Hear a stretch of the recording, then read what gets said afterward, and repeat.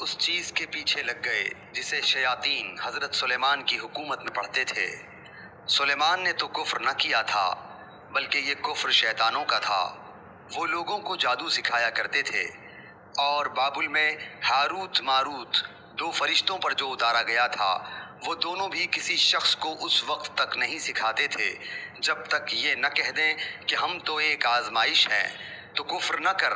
پھر لوگ ان سے وہ سیکھتے جس سے خاوند اور بیوی میں جدائی ڈال دیں، اور دراصل وہ بغیر اللہ تعالیٰ کی مرضی کے کسی کو کوئی نقصان نہیں پہنچا سکتے۔ یہ لوگ وہ سیکھتے ہیں جو انہیں نقصان پہنچائے اور نفع نہ پہنچا سکے، اور وہ بالیقین جانتے ہیں کہ اس کے لینے والے کا آخرت میں کوئی حصہ نہیں، اور وہ بدترین چیز ہے جس کے بدلے وہ اپنے آپ کو فروخت کر رہے ہیں۔ کاش کہ یہ جانتے ہوتے۔